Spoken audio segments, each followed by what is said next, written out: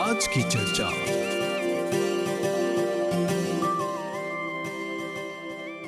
बुधवार 1 अप्रैल आज की चर्चा कार्यक्रम में मैं हूँ रत्ना। आप पहुँची हूँ आज के इस कार्यक्रम को लेकर। बस आशा करते हैं कि आप सभी स्वस्थ होंगे और अभी से लेकर बिल्कुल 1 घंटे के इस कार्यक्रम में हमारे साथ जुड़ चुके होंगे। जी हाँ, अप्रैल का महीना आज से शुरू हो चुका है और हनुमान जयंती की बहुत सारी शुभकामनाओं के साथ आज के इस कार्यक्रम में हम आपका साथ दे रहे हैं। कल 2 अप्रैल को मनाया जाएगा वर्ल्ड ऑटिज्म डे। अब ऑटिज़म क्या है, ये कैसे होता है, इसके लक्षण क्या है और क्या ये बचपन से बच्चों में पाया जाता है, किस तरह से इसका इलाज किया जाता है या आगे आने वाली कौन सी ऐसी समस्या हैं जिसके लिए हमें तैयार रहना चाहिए, इस पर हम ज़्यादा चर्चा करेंगे। आज के हमारे प्रोग्राम में हमारी जो अतिथि हैं वो है मिस निकिता बहादुर, जो हमारे साथ जुड़ चुकी है। शिक्षा मंत्रालय और मानव संसाधन से यहाँ पर वे उपस्थित हुई हैं। आइए उनका स्वागत करते हैं। नमस्ते निकिता जी, आपका बहुत बहुत स्वागत है।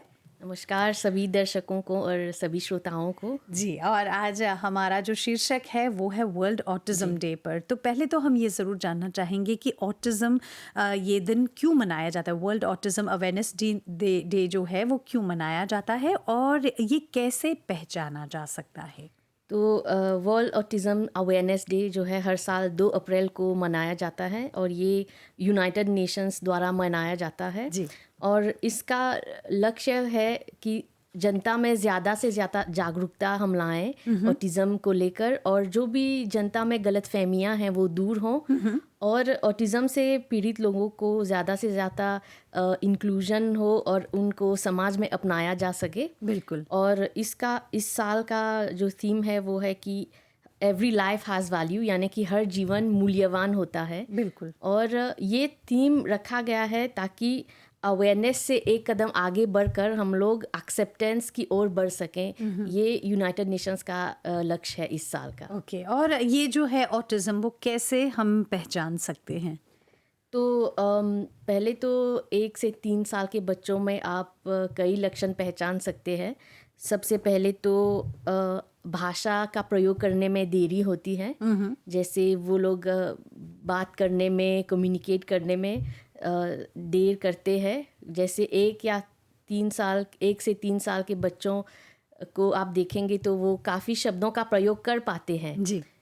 लेकिन ऑटिज़म में बच्चे जो है वो इन शब्दों का प्रयोग नहीं कर पाते और वो आर्टिकुलेट नहीं कर पाते हैं कई शब्दों कई बार को। स्पीच उनकी क्लीन नहीं होती है। और स्पीच में डिले होता है बहुत ज़्यादा। Okay okay. और दूसरा लक्षण आप देख सकते हैं कि आई कांटेक्ट बहुत कम होता है। जो बच्चे ऑटिज्म से पीड़ित होते हैं वो आई कांटेक्ट ज़्यादा देर रख नहीं पाते हैं एक दूसरे से। ओके। जब आप उनसे बात करेंगे तो आप देखेंगे कि वो आपको डायरेक्टली ऐसे देख नहीं सकते या फिर दूसरी दिशा में देखकर आपसे बात करेंगे। तो ये एक बहुत इम्पोर्टेंट लक्षण आप नोट कर सकते हैं। जी। और एक लक्षण है कि बहुत सारे रेपेटिटिव मूवमेंट्स होते हैं, जो मतलब हाथ को हिलाते रहना या फिर जब बैठे हैं तो उनका पैर हिलते रहता है, बार बार एक ही हरकत करते रहते हैं।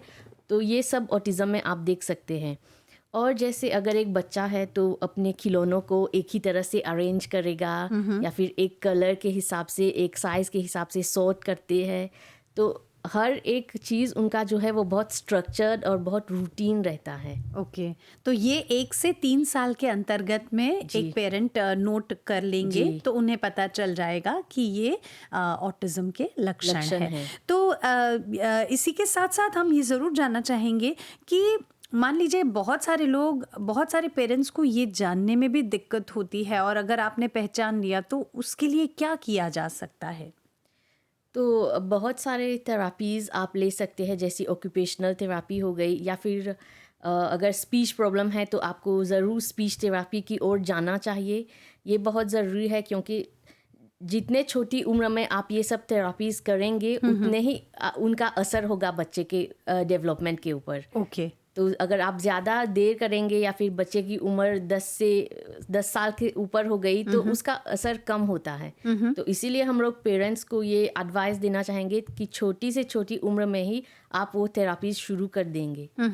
तो जैसे यूजुअली जब पेरेंट को कोई ऐसा बच्चा होता है जो थोड़ा रिटार्ड है, थोड़ा देरी कर रहा है, थोड़ा उसे समझ में नहीं आ रहा है, तो उसे पहले तो किस डॉक्टर के पास उसे लेकर जाना चाहिए? क्या नॉर्मल एक पेडियाट्रिशियन के पास वो लेके जा सकते हैं या उसे डायरेक्टली किसी साइकोलॉजिस्ट या किस डॉक्टर के पास उसे संपर्क करना चाहिए? आप एक साइकाइट्रिस्ट की हेल्प ले सकते हैं, वो लोग डायग्नोज कर सकते हैं ऑटिज़म को। या फिर बहुत सारे एनजीओज भी है, जैसे ऑटिज़म मॉरिशस हो गया, वहाँ पर भी वो लोग डायग्नोज करते हैं ऑटिज़म को। ओके। और जैसे अभी मान लीजिए कोई बच्चा डाउन सिंड्रोम से अफेक्टेड है, तो क्या डाउन सिंड्रोम और ऑटिज़म ऑलमोस्ट सेम है? जी नहीं, ऑटिज़म और डाउन सिंड्रोम के लक्षण बहुत ही अलग होते हैं। अच्छा। जैसे डाउन सिंड्रोम में आप फिजिकल अपीयरेंस के ऊपर देख सकते हैं बहुत सारे डिफरेंसेस होते हैं जी। लेकिन ऑटिज़म में आप फिजिकली एक बच्चे को देखकर पहचान नहीं पाएंगे कि उसमें ऑटिज़म है या नहीं। तो ये समझना बहुत ज़रूरी है। बहुत ज़रूरी है। और मैं ज़रूर निकिता जी से पूछना चाहूँगी कि ऑटिज़म के मुख्य कारण क्या-क्या है? पहले तो जेनेटिक फैक्टर्स होते हैं। सबसे पहले एक परिवार में आपके माता पिता या फिर आपके भाई बहन में ऑटिज़म है तो आपके ज़्यादा प्रतिशत होते हैं कि आप में भी ऑटिज़म आए, ये सबसे पहला फैक्टर है।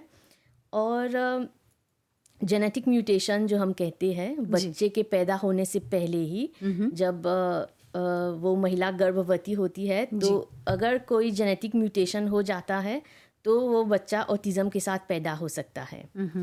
और एनवायरमेंटल फैक्टर्स भी होते हैं, जैसे पारिवारिक माहौल जो है। एक महिला जब गर्भवती होती है तो उसके आसपास का माहौल अगर बहुत तनाव से भरा होता है, हिंसा से भरा होता है, तो उसका भी असर बच्चे पर होता है और ये ऑटिज़म को पैदा कर सकता है। अगर महिला डोमेस्टिक वायलेंस से गुजर रही है या फिर बहुत ज़्यादा तनाव है उसके जीवन में, या फिर और एक बहुत ज़रूरी कारण है कि अगर उस महिला ने प्रेगनेंसी के दौरान ड्रग्स या फिर अल्कोहल का सेवन किया है तो उसका भी असर हो सकता है। यानी ज़रूरी नहीं है कि तनाव ही हो, लेकिन उसके खान पान पर भी ये बच्चे के मानसिक सेहत पर प्रभाव पड़ सकता है। बहुत तो ये जानना बहुत ज़रूरी है, क्योंकि कई सारे महिलाएं ये नहीं समझती है कि प्रेगनेंसी के दौरान, गर्भवती होने के दौरान अगर आप अपने सेहत का ध्यान नहीं रखती हैं या अल्कोहल का सेवन करती हैं, धूम्रपान का सेवन करती हैं, तो इसका भी बच्चे के मानसिक स्वास्थ्य पर बहुत ही गहरा असर पड़ता है। और जैसे कि तनाव से भरा हुआ अगर माहौल हो तो ये भी एक बच्चे के मानसिक स्वास्थ्य पर बहुत ही सीधा प्रभाव खड़ा करता है। और इतना ही नहीं, जैसे निकिता जी हमें बता रही हैं कि साथ ही साथ ये बच्चे के जो लक्षण हैं, ऑटिज़म के लक्षण हैं, ये 1 से 3 साल के अंतर्गत ही नोट किए जा सकते हैं। और इसके रहते अगर आप उसे डिटेक्ट कर लेते हैं और उसे जल्दी से जल्दी थेरेपीज़ में डालते हैं तो इसका भी एक पॉजिटिव सकारात्मक प्रभाव बच्चे पर पड़ना शुरू हो जाता है। ऑटिज़म को हम कैसे समझ सकते हैं? सबसे पहले तो ये जानना ज़रूरी है कि ऑटिज़म एक बीमारी नहीं है, वो एक कंडीशन है। ये बहुत ज़रूरी है लोगों के लिए जानना, क्योंकि लोग समझते हैं कि ये एक बीमारी है। ये एक स्थिति होती है, एक कंडीशन, एक डेवलपमेंटल कंडीशन। और इसे आप कैसे समझ सकते हैं? फॉर एग्ज़ाम्पल, जब आप एक नया मकान बना रहे हैं तो उसमें फॉर एग्ज़ाम्पल आप इलेक्ट्रिक वायर्स का कनेक्शन करते हैं। बिल्कुल। तो हमारे ब्रेन में ही वैसे ही बहुत सारे कनेक्शंस होते हैं, हमारे न्यूरल कनेक्शंस जो हैं। तो अगर आप वो कनेक्शन ठीक से नहीं कर पाएंगे तो घर के बहुत सारे अप्लायंसेस, ये फ्रिज, माइक्रोवेव वगैरह ठीक से काम नहीं कर पाएंगे। सही। तो वैसे ही अगर दिमाग में भी वो वायर्स ठीक तरह से नहीं जुड़े रहते हैं तो हमारे शरीर के और हमारे ब्रेन के बहुत सारे फंक्शंस जो हैं वो अफेक्ट हो जाते हैं, ठीक तरह से काम नहीं करते हैं। तो ऑटिज़म ऐसा ही एक कंडीशन है जहाँ पर बहुत सारे हमारे ब्रेन में जो कनेक्शंस हैं वो ठीक तरह से फॉर्म नहीं होते हैं जी। एक बच्चे के डेवलपमेंट और उसके जन्म के समय ही।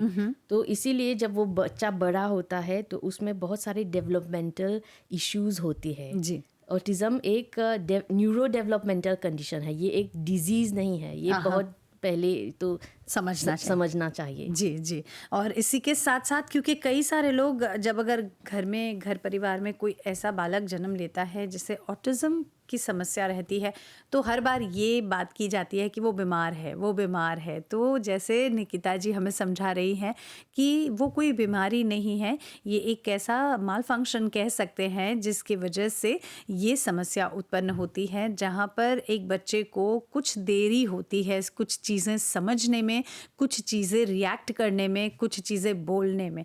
तो यही होता है ऑटिज़म के दरमियान। और हम ये भी पूछना चाहेंगे निकिता जी से कि ऑटिज़म में कौन सी ऐसी मानसिक स्वास्थ्य की प्रॉब्लम्स खड़ी हो सकती है और मानसिक स्वास्थ्य का महत्व खासकर ऑटिज़म के दरमियान कितना होता है, आइए जानते हैं। जी, जैसे मैंने बोला वो बच्चा जो ऑटिज़म से पीड़ित है वो एक कंडीशन के साथ पैदा होता है और उसी कंडीशन से वो अपना पूरा जीवन बिताता है। बिल्कुल। तो अगर उसके ब्रेन फंक्शंस में और साइकोलॉजिकल एबिलिटीज़ में बहुत सारे कैसे बोलेंगे माल फंक्शंस हैं तो जाहिर है कि वो और भी कई मानसिक समस्याओं का सामना करना पड़ेगा उसको। बिल्कुल। सबसे पहले तो एंग्जाइटी बहुत ज़्यादा होता है ऑटिज़म के साथ, क्योंकि जो ऑटिज़म से पीड़ित होते हैं वो अपने आसपास के सराउंडिंग से ज़्यादा कंफर्टेबल नहीं होते हैं। जो पारिवारिक माहौल होता है और जो उनके आसपास का सामाजिक माहौल होता है, पहले तो वो ज़्यादा शोर शराबा सह नहीं सकते हैं। अगर वो एक ऐसी जगह पर है जहाँ पर बहुत शोर है, बहुत सारे लोग हैं, बहुत भीड़ भाड़ है, तो वो उन सब चीज़ों को ठीक से सह नहीं पाते हैं और उनमें बहुत एंग्जाइटी और तनाव पैदा हो जाता है। इसीलिए आप देखेंगे कि जो ऑटिज़म से पीड़ित है वो लोग कभी पब्लिक में आप देखेंगे तो उनके हाव भाव बदल जाते हैं और वो बहुत अलग तरह से बिहेव करेंगे। वो उस जगह से जल्द निकलना पसंद करते हैं। जी। तो ये एक लक्षण है उसका। और जो हम कहते हैं सेंसरी ओवरलोड क्या होता है, जैसे मैंने बोला बहुत सारा शोर शराबा और जो रोशनी होती है अगर वो बहुत तेज़ है तो वो भी सह नहीं पाते हैं। और जैसे आसपास बहुत सारी चीज़ें हमारे आसपास हैं, जैसे बहुत सारे ऑब्जेक्ट्स हैं, एक क्राउडेड प्लेस में वो लोग जाते हैं तो ये उनका ब्रेन जो है ये सब इंफॉर्मेशन एक टाइम पे एब्सॉर्ब नहीं कर पाता। बिल्कुल। तो उनको बहुत सारी प्रॉब्लम होती है, स्ट्रेस होता है और वो पैनिक का भी अनुभव कर सकते हैं बहुत सारी स्थितियों में। यानी हम सरल शब्दों में ये कह सकते हैं जैसे आज के समय में कई सारे लोग मल्टीटास्किंग है, एक ही समय पर बहुत सारी चीज़ें सही ढंग से कर लेते हैं। लेकिन जब हम ऑटिज़म के पेशेंट्स की बात करते हैं या किसी ऐसे व्यक्ति की बात करते हैं जिसे ऑटिज़म है, वो एक चीज़ पर बहुत सारी चीज़ें नहीं कर पाते, उनको कोऑर्डिनेशन करने में ये दिक्कत आती है और साथ ही साथ उनको आप देखेंगे बहुत ज़्यादा गुस्सा आता है, बहुत ज़्यादा तनाव रहता है, बहुत ज़्यादा एंग्जाइटी आती है। तो इसमें जो परिवार का रोल है, जो सोसाइटी में उनके प्रति जो व्यवहार किया जाता है, कई बार इन सारी चीज़ों का भी सामना उन्हें करना पड़ता है। तो क्या ये भी उनके मानसिक स्वास्थ्य पर प्रभाव देता है? जी, बहुत ज़रूरी है कि उनके आसपास के लोग जो हैं और हमारे समाज में भी हम लोग इन लोगों के लिए भी ऐसी जगह बनाए जहाँ ये भी बाहर जाकर अपने आप को फ्रीली महसूस कर सके, एक्सप्रेस कर सके और जब वो अपने घर से निकले तो उनको कोई तनाव का अनुभव नहीं हो।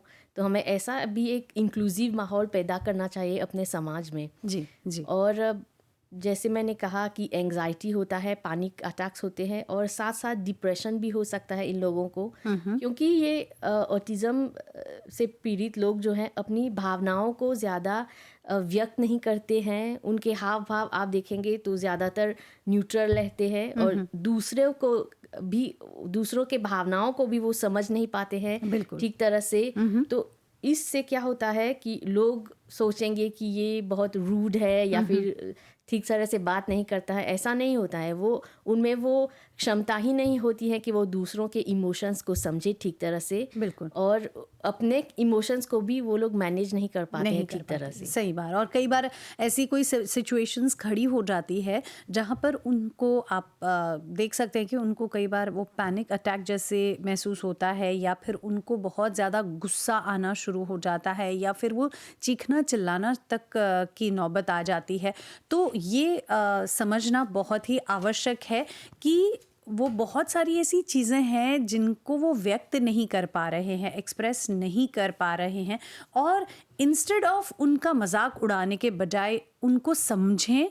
और ये अवेयरनेस जो दिन है, वर्ल्ड ऑटिज़म अवेयरनेस डे, ये इसीलिए मनाया जाता है ताकि समाज में ऐसे व्यक्तियों के लिए जगह बनाई जाए, उनका सम्मान किया जाए, उनको समझा जाए। क्योंकि कई बार ऐसा होता है कि जब वे लोग व्यक्त नहीं कर पाते, उनका मजाक उड़ाया जाता है और उनके साथ कैसे उनके साथ बहुत सारी मजाक मस्ती की जाती है इस समय पर, जो उनके मानसिक स्वास्थ्य पर बहुत ही गहरा प्रभाव छोड़ती हैं। और इसके कारण उनको बहुत सारी ऐसी चीज़ों से जूझना पड़ता है जो बहुत ही ज़्यादा मुश्किल हो जाता है। और आज हम बात कर रहे हैं वर्ल्ड ऑटिज़म अवेयरनेस डे पर। ये ना केवल उन व्यक्तियों के लिए हैं जो ऐसी प्रॉब्लम्स को फेस करते हैं, पर इनके लिए भी है जो इस कार्यक्रम को देख रहे हैं, या इन हमारे परिवार में, हमारे घर में अगर कोई ऐसा व्यक्ति है तो उसे समझना ये हमारा कर्तव्य बनता है। और चलिए ये जान लेना भी बहुत ज़रूरी है कि क्या ऑटिज़म के अलावा हम ये भी जानना चाहेंगे कि जन्म के अलावा क्या कभी ऐसा हुआ है कि बुखार आ जाने से या घर में कोई ऐसा एक्सीडेंट हो जाने की वजह से किसी को ऑटिज़म जैसी कोई समस्या उत्पन्न हो सकती है? आइए जानते हैं निकिता जी से। निकिता जी, क्या ये संभव है कि बुखार या ऐसी कोई बीमारी के बाद किसी को ऑटिज़म जैसी कोई समस्या उत्पन्न हो सकती है? जी नहीं, ऑटिज़म जो है वो आपके जन्म से पहले या फिर जन्म के समय ही उत्पन्न होता है। अच्छा। बहुत सारी ऐसी मानसिक समस्याएं हैं जो ऑटिज़म के साथ होती हैं, लेकिन ऐसा नहीं है कि इन समस्याओं की वजह से ऑटिज़म होता है।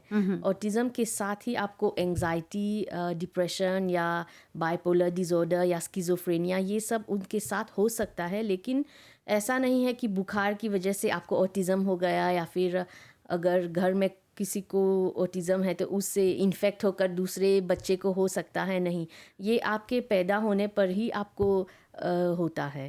ऐसा नहीं कि दूसरे बीमारियों की वजह से आपको ऑटिज़म हो जाता है। और क्या ऑटिज़म आपके शरीर को भी, मतलब शारीरिक परफॉर्मेंस पर भी कोई प्रभाव डालता है? क्योंकि चलिए ये तो मानसिक तनाव की वजह से या मानसिक एक डिफ़ॉल्ट की वजह से होता है, पर क्या ये शरीर पर भी कोई प्रभाव छोड़ता है? जी, बहुत बच्चे होते हैं जिनको ऑटिज़म होता है। उनके फाइन मोटर स्किल्स जो हैं, जैसे उंगलियों के उनकी शक्ति जो है कम होती है, या फिर उनके चलने फिरने में भी उनको दिक्कत होता है। क्योंकि अगर हमारे ब्रेन में ही वो सब फंक्शंस ठीक से नहीं हो रहे हैं, हाँ। तो वो हमारे शरीर को भी उनका असर होता है। जैसे इसीलिए मैंने बोला कि शुरू से ही वो थेरापीज़ करना बहुत ज़रूरी होता है। जैसे छोटी छोटी चीज़ों को पकड़ना, ऐसे उनकी लिखाई में भी बहुत ज़्यादा प्रभाव होता है। और जैसे आप कई फ्राजाइल ऑब्जेक्ट्स के उनको पकड़ने के लिए दिक्कत होता है।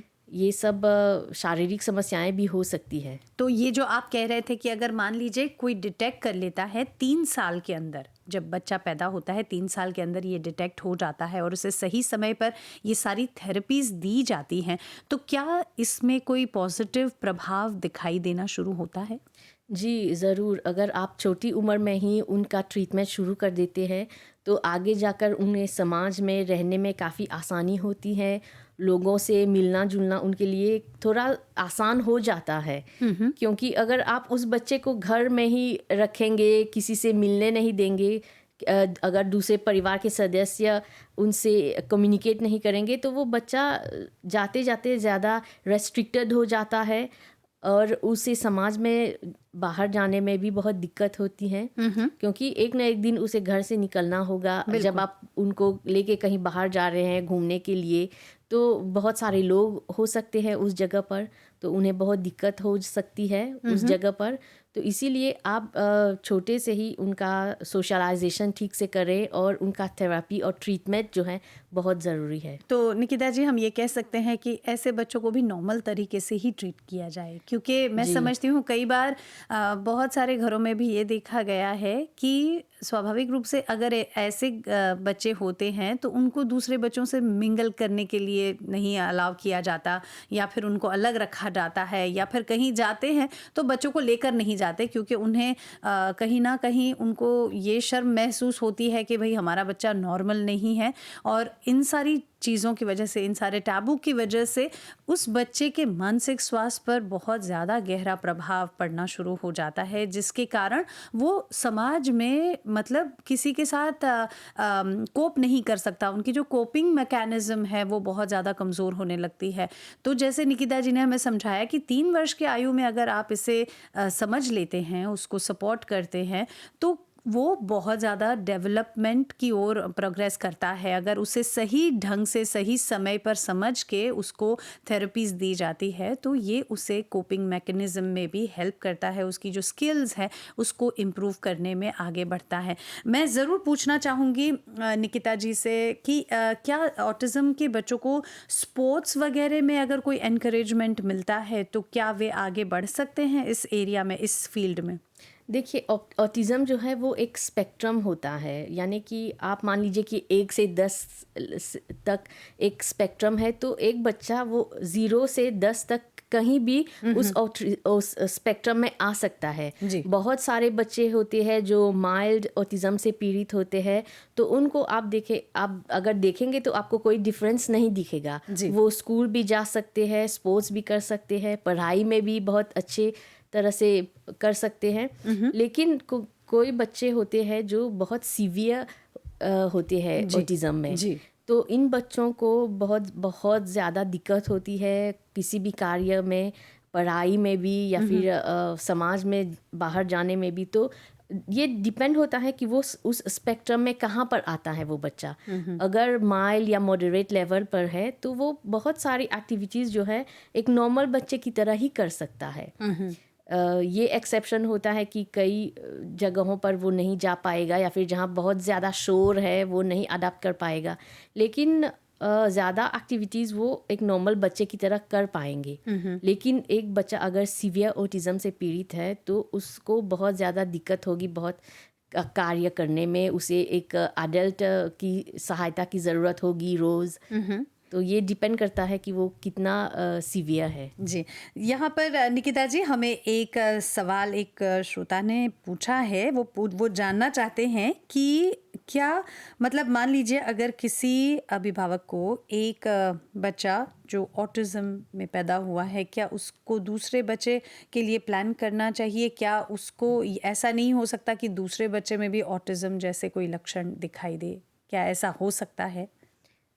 जी, अगर आप एक बच्चा एक परिवार में ऑटिज़म से पीड़ित है तो ये ज़्यादा चांसेस होते हैं कि उसका भाई या बहन को भी ये प्रॉब्लम हो सकती है। तो आइए जानते हैं निकिता जी से कि घर का सपोर्ट, घर वालों का सपोर्ट किस तरह से होना चाहिए इन सारी चीज़ों में? सबसे पहले तो किसी भी बच्चे के लिए, एक नॉर्मल बच्चा भी जो रहता है उसके लिए भी एक परिवार का सहयोग बहुत ज़रूरी होता है। तो आप सोचिए कि एक ऑटिज़म से पीड़ित बच्चे के लिए ये सपोर्ट जो है कितना महत्वपूर्ण वो होता है। ज़्यादा होना चाहिए। वो ज़्यादा महत्वपूर्ण होता है। बिल्कुल। तो सबसे पहले तो परिवार का माहौल जो है वो उनके अनुकूल होना चाहिए। जैसे कोई भी तरह का तनाव या फिर जो परिवार में समस्याएं होती हैं, अगर वो बच्चे के सामने ना आए तो ज़्यादा अच्छा है। और एक ऑटिस्टिक बच्चे के लिए जो है एक शांतिपूर्ण माहौल होना बहुत ज़रूरी होता है, क्योंकि जैसे मैंने कहा वो ज़्यादा शोर जो है सह नहीं पाते हैं। तो घर पर एक शांत माहौल होना बहुत ज़रूरी है, और ऐसा माहौल होना चाहिए कि बच्चा उस माहौल में निश्चिंत होकर अपने सभी कार्य को पूरा कर सके। जैसे शोर शराबा मैंने बोला, और रोशनी भी बहुत ज़्यादा ज़रूरी है। आप कितनी रोशनी एक कमरे में जा रही है, क्योंकि वो लोग ज़्यादा रोशनी में भी रहना पसंद नहीं करते हैं। जी। और जो है घर पर सारी चीज़ें बहुत स्ट्रक्चर्ड होनी चाहिए, बहुत एक एस्टैब्लिश रूटीन होना चाहिए, क्योंकि ऑटिज़म से पीड़ित बच्चे जो है वो बदलाव से बहुत ज़्यादा डरते हैं और बहुत सारे बदलाव को जल्दी अपना Accept नहीं नहीं कर पाते पाते। हैं, एक्सेप्ट नहीं कर पाते हैं। तो इसीलिए बहुत ज़रूरी है कि आप जो भी करते हैं घर पर, जैसा भी आपका माहौल है वो फिक्स रहना चाहिए रोज़, क्योंकि आप रोज़ कोई भी बदलाव लाएंगे तो वो कुछ एंग्जाइटी या पैनिक पैदा कर सकता है उस बच्चे में। बिल्कुल। तो ये बहुत ज़रूरी है कि जो भी चीज़ें हैं वो रोज़ अपनी जगह पे हों, जैसा भी माहौल है वो वैसा ही हो रोज़। और जो भी लोग मतलब उस घर पर रहते हैं, ज़्यादा से ज़्यादा वही लोग रोज़ प्रेजेंट हो उसके आसपास, तो ज़्यादा अच्छा होता है उस बच्चे वो के लिए। कंफर्टेबल महसूस करते जी। हैं। और कई बार निकिता जी ये भी महसूस किया गया है कि आप देखिए कई बार जो ऑटिस्टिक पेशेंट्स होते हैं या ऑटिस्टिक बच्चे जो होते हैं, कई बार जैसे आपने कहा कि कई बार कोई ऐसी परिस्थिति आ जाती है जहाँ पर वो बहुत उत्तेजित हो जाते हैं, बहुत एंग्जाइटी महसूस करते हैं, बहुत ज़्यादा पैनिक हो जाते हैं, बहुत ज़्यादा कई बार चीखना चिल्लाना, बहुत ज़्यादा गुस्सा आ जाता है उनको। तो ऐसे में एक परिवार को किस तरह से उनको शांत करना चाहिए? सबसे पहले ये समझना चाहिए कि वो पैनिक और गुस्सा उनको क्यों आता है। अगर कोई बदलाव होता है बहुत जल्द, जैसे एक कमरे में एक नया व्यक्ति आ गया जिनसे वो परिचित नहीं है, तो वो एंग्शियस हो सकते हैं उस समय पर, या फिर आप उनकी कोई फेवरेट चीज़ उन्हें दे नहीं रहे हैं तो वैसा भी एंग्जाइटी हो सकता है। या फिर उनके खाने पीने में जो बदलाव होते हैं, जैसे कि ऑटिस्टिक बच्चे जो है वो एक ही तरह का खाना पसंद करते हैं रोज़, बिल्कुल। जो एक ही रंग के कपड़े पहनना पसंद करेंगे। तो ये सब अगर इनमें कोई बदलाव होता है या फिर कोई सडन बदलाव होता है उनके आसपास, तो उनको गुस्सा आ सकता है। तो ऐसा नहीं है कि वो आप बच्चे पर और भी ज़्यादा गुस्सा करें, जैसे आप नॉर्मल एक बच्चे पर चिल्लाते हैं या फिर उनको शांत करने की कोशिश करते हैं और भी गुस्से के साथ, तो वो काम नहीं करेगा उस समय। आपको शांति से ही उस बच्चे को समझाना पड़ेगा, या फिर उनको आप जो वो मांग रहे हैं उनको देना पड़ेगा, क्योंकि ये एक नॉर्मल बच्चे की तरह नहीं है कि आप उनसे चिल्लाएंगे या फिर उन पर ऑथोरिटी दिखाएंगे तो वो मान जाएंगे। बिल्कुल। उनको ऑथोरिटी का कुछ समझ नहीं होता है कि ये मुझसे बड़ा है, मुझे इनकी बात माननी चाहिए। सही बात। उनके दिमाग में चल रहा है कि अगर मुझे ये चीज़ चाहिए या फिर मेरे आसपास ये चीज़ होना चाहिए तो वो उनको डिमांड करेंगे ही।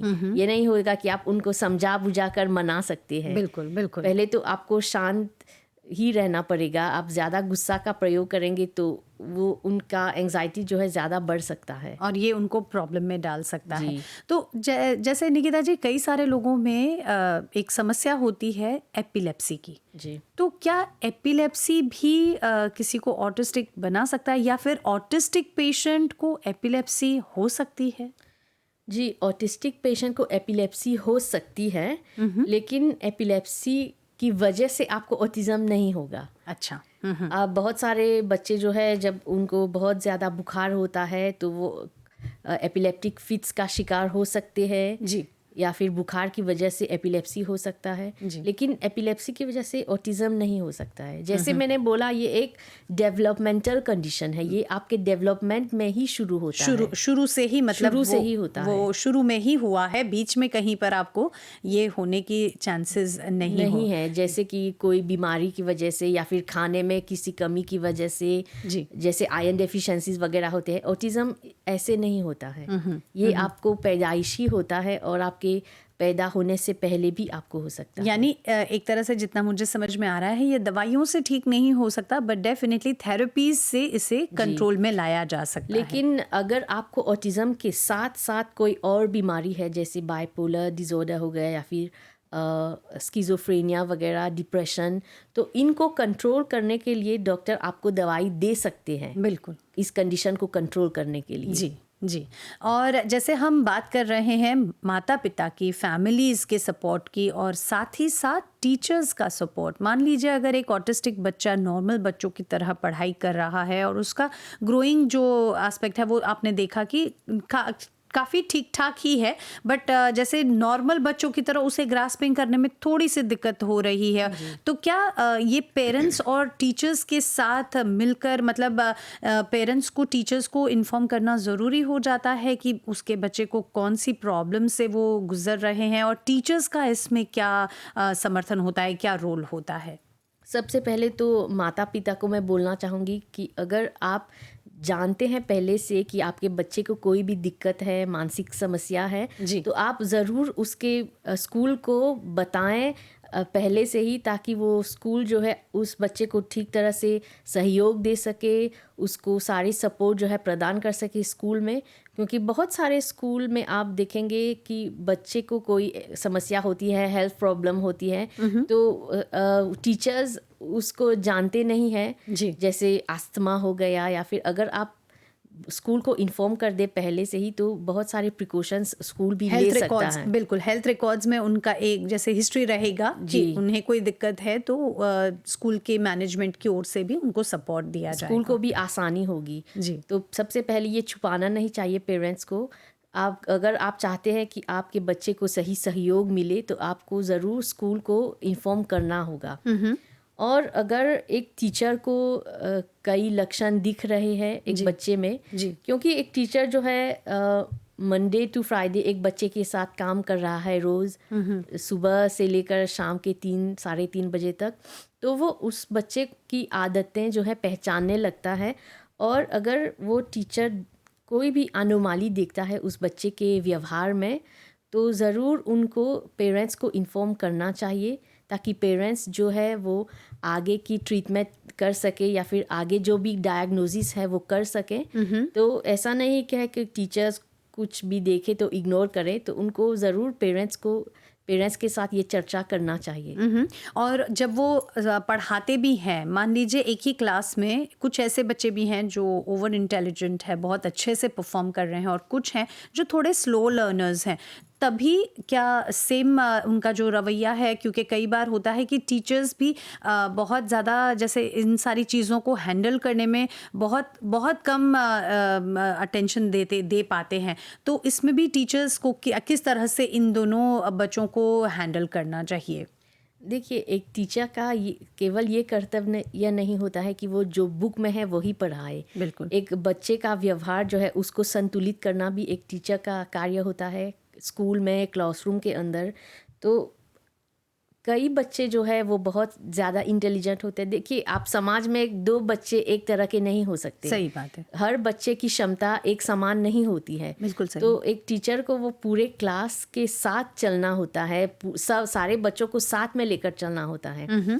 तो अभी जो है बहुत सारे बच्चे जो है दिखते हैं उनको लर्निंग डिफ़िकल्टीज़ होता है, तो ये ऑटिज़म के साथ भी हो सकता है। बहुत ऑटिस्टिक बच्चों को लर्निंग प्रॉब्लम्स होते हैं। तो स्कूल में जो है बहुत सारे सपोर्ट टीचर्स होते हैं जो इन बच्चों को अलग लेकर उनके साथ काम करते हैं। उनको एक अलग स्पीड में उनका काम होता है, ताकि वो सारे कॉन्सेप्ट को समझ सकें ठीक तरह से।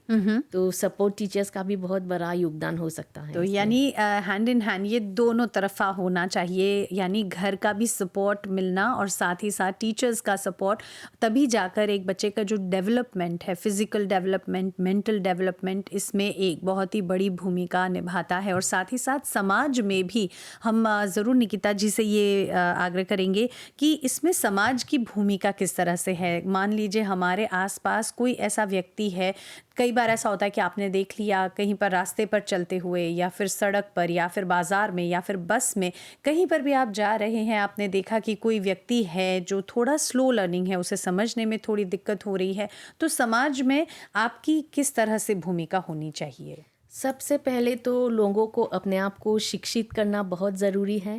अपने आप को एजुकेट करें, शिक्षित करें कि ये बीमारी है, क्या है, ये क्या कंडीशन है, इसके लक्षण क्या होते हैं। और इसीलिए बहुत सारे इन्फॉर्मेशन होते हैं इंटरनेट पे, आप पढ़ सकते हैं या फिर किसी और से पूछ सकते हैं ताकि आप इसको समझ सके सबसे पहले तो। जी जी। और दूसरा होता है कि आप इन लोगों को अपनाएं समाज में, इनके लिए भी शिक्षा होनी चाहिए, रोज़गार होना चाहिए, ताकि ये लोग भी सम्मान के साथ अपना जीवन बिता सके। ये नहीं कि हम लोग इन लोगों को अलग रखें या कोई भी अपॉर्चुनिटी प्रदान नहीं करते हैं, ऐसा नहीं होना चाहिए। अगर आप कहीं भी हों, आपको एक ऑटिस्टिक व्यक्ति दिखे, आप देख रहे हैं कि उसे कोई समस्या हो रही है कोई चीज़ पढ़ने में, तो आप ज़रूर उनकी मदद करें। और ये नहीं कि सिर्फ इस चीज़ को समझें और एक्शन नहीं लें। जैसा मैंने कहा, बहुत सारे परिवार के सदस्य होते हैं, माता पिता के अलावा जो चाचा चाची, मौसा मौसी जो होते हैं, बहुत सारे सहायता वे भी प्रदान कर सकते हैं। अगर आप जानते हैं कि एक परिवार में एक ऑटिस्टिक बच्चा है, तो बहुत सारे प्रैक्टिकल हेल्प जो है आप दे सकते हैं उस परिवार को। जैसे कि अगर एक से ज़्यादा बच्चे हैं तो आप दूसरे बच्चों को संभालने में अपनी सहायता दे सकते हैं। बिल्कुल। या फिर आप ये प्रयत्न करें कि जब आप वहाँ जा रहे हैं उस परिवार से मिलने, तो ज़्यादा से ज़्यादा तकलीफ़ ना दें उस बच्चे को। या फिर बहुत सारे पारिवारिक फंक्शंस होते हैं जहाँ पर वे उनको सम्मिलित करें, उनको जैसे मतलब वही सम्मान दे, वही मान दे जो आप दूसरे बच्चों को देते हैं। और बहुत ज़्यादा ज़रूरी है कि आप वो माता पिता को समझें। या फिर कोई भी फंक्शन होता है परिवार में, वो माता पिता देर से आते हैं या फिर जल्दी निकल जाते हैं, तो इसको जज नहीं करना चाहिए कि वो क्यों देर से आ रहा है हमारे यहाँ, या फिर नहीं आते हैं कोई भी फंक्शन में। तो आप ये भी समझने की कोशिश करें कि उस बच्चे के साथ बहुत सारी जिम्मेदारियां उनके ऊपर आती है। तो ऐसा भी हो सकता है कि वो कई सामाजिक कार्यों में सम्मिलित नहीं हो पा रहे हैं उस बच्चे की वजह से। कभी कोई स्वास्थ्य में दिक्कत हो जाती है या फिर बच्चा बीमार हो जाता है, तो बहुत सारे जगहों पर वो नहीं पहुंच पाते हैं टाइम पर।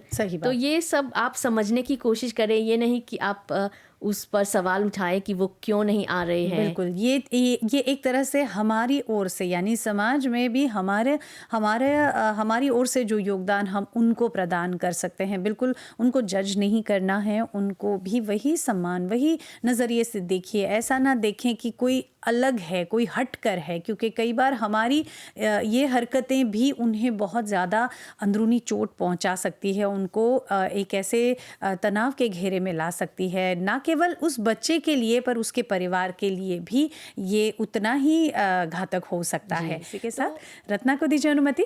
नमस्कार, शुभ दिन।